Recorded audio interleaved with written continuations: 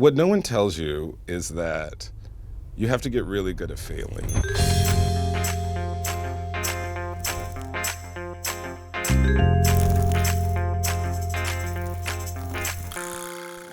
I'm Justin Simien for IndieWire's Future of Filmmaking, and this is what no one tells you.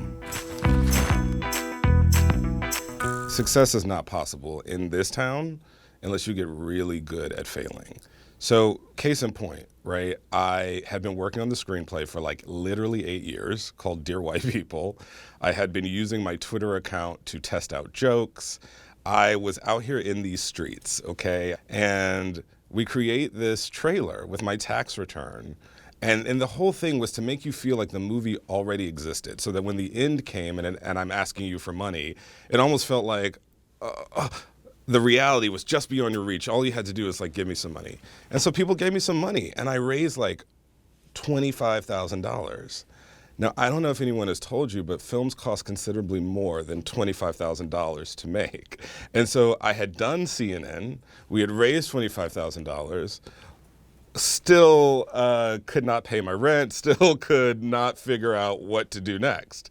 I actually felt even worse than I felt before, because it felt like I had had this moment in reality that told me this was not just in my head, this really has potential, but there was still no viable path to make it. And that felt like such a failure to me. There were people who like raised their hands to potentially finance it that fell out. There were people who, like studios that said, hey, like maybe we'll develop this for a little bit, and that didn't work out.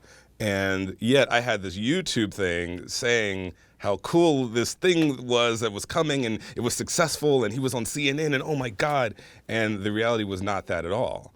And I had to sort of maintain my delusional reality while living in the real reality, which was food stamps and gigs to try to cobble up some money. What happened though with Dear White People is we just stayed the course. This would repeat itself many times in my career. None of these things felt like successes at the time. No one could have predicted streaming. No one could have predicted that it would have spun off a television show. There's so many ways in which like one has to just hold on to the personal delusion, okay? It's got to be a plausible delusion. It can't just be completely crazy. But none of the success of that came from the outside. It was from within out. It was constantly having to convince people, remind people, show up, stay in the game.